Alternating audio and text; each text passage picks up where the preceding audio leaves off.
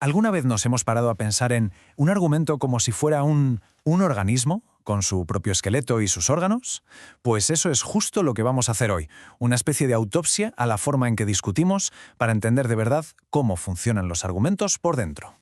Seguro que esta situación nos suena a todos. Estar atrapados en una de esas discusiones que no llevan a ninguna parte, donde parece que cada uno habla un idioma distinto. Esa frustración. Pues ese es justo el problema que queremos abordar. Lo que hace falta es un mapa, una manera de ver la estructura real de lo que se está diciendo. Bueno, vamos a meternos en materia. El filósofo Stephen Toulmin nos dejó esta analogía tan potente. Un argumento no es solo una idea que flota en el aire. Tiene una estructura, casi como una anatomía, un esqueleto que podemos identificar y analizar. Al final, la clave es esta. No se trata solo de qué se dice, sino de cómo se construye. Así que esta es la hoja de ruta que vamos a seguir. Primero, veremos el problema que Toulmin quería solucionar. Después, iremos montando su famoso modelo, pasito a pasito, de lo más básico a lo más completo. Y al final, veremos por qué esta herramienta es tan increíblemente útil en nuestro día a día. Mirad, a Toulmin lo que le pasaba es que le frustraba mucho la lógica tradicional, esa de los silogismos perfectos, del tipo «todos los hombres son mortales». Eso, en la vida real, en los argumentos prácticos y a menudo desordenados, no sirve de mucho. Lo que él quería era un modelo que funcionara en un tribunal, en un debate científico o simplemente en una conversación de bar. Venga, empezamos por los cimientos. Cualquier argumento, por muy complicado que parezca, siempre parte de estos dos elementos. Podríamos decir que son el ADN de todo razonamiento. Por un lado tenemos la conclusión, lo que en inglés se llama claim, es básicamente la afirmación que se quiere demostrar. Por ejemplo, en el caso clásico de Toulmin, Harry es súbdito británico. Pero claro, una afirmación así, sin más, es solo una opinión, ¿no? Necesita algo que la sostenga. Y ahí es donde entran los datos. Son la evidencia, el hecho del que partimos. En este caso, Harry nació en las Bermudas. Y así es como se ve en su versión más básica. Es un movimiento directo. Partimos de un hecho, los datos, para llegar a una conclusión. Tengo este dato y, por lo tanto, afirmo esto otro. Pero, a ver, ¿este salto es siempre válido? ¿Qué es lo que de verdad une estos dos puntos? Aquí es donde el modelo empieza a ponerse interesante y a ganar profundidad. Vamos a reforzar ese puente entre los datos y la conclusión, para que el argumento no se nos desmorone a la primera de cambio. Esta es la pregunta del millón. ¿Por qué el hecho de haber nacido en las Bermudas significa que alguien es súbdito británico? Puede parecer obvio, pero en un argumento que se precie, esa conexión tiene que ser explícita. Hace falta algo que nos dé permiso, por así decirlo, para hacer ese salto. Y ese permiso, ese conector, es la garantía, o warrant en inglés. Es la regla general, el principio que nos autoriza a pasar de los datos a la conclusión. Y lo curioso de la garantía es que, muchas veces, ni siquiera la decimos en voz alta. Es algo que damos por hecho. En nuestro ejemplo, esta sería la garantía. Esta frase es el puente lógico. Conecta el dato, que es el lugar de nacimiento de Harry, con la conclusión, que es su nacionalidad. Fijaos bien en esa palabra, generalmente. Es súper importante, porque ya nos está metiendo un matiz de que no es una verdad absoluta. Claro, alguien con pensamiento crítico no se va a quedar aquí.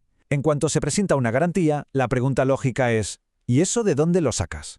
Toda garantía necesita unos cimientos, algo que la respalde de verdad. Y aquí es donde entra en juego el respaldo, o backing. Si la garantía era el puente, el respaldo, pues son los pilares de hormigón que lo sujetan. Son los datos de los datos, la evidencia que demuestra que esa regla general que estamos usando es válida. Para la garantía sobre la nacionalidad británica, el respaldo no puede ser una opinión y ya está. Tienen que ser las leyes, los estatutos concretos del Reino Unido que así lo establecen. Es este respaldo legal lo que hace que el puente de la garantía sea una estructura por la que se puede pasar con confianza. Vale, ya tenemos el esqueleto, pero la vida real es más complicada, ¿no? Casi nunca es todo blanco o negro. Así que vamos a añadir los dos últimos elementos, que son los que le dan a este modelo toda su chicha, todo su realismo. Primero, el calificador modal. Esto es como un regulador de certeza. En vez de afirmar con total seguridad Harry es británico, decimos algo como Harry es presuntamente británico. Y luego, la joya de la corona de un argumento sofisticado, las excepciones o rebuttal. Aquí es donde nos adelantamos a las posibles críticas. Así que, la conclusión completa sería, a menos que sus padres fueran extranjeros o que él se haya nacionalizado estadounidense después. Y aquí está, el mapa completo.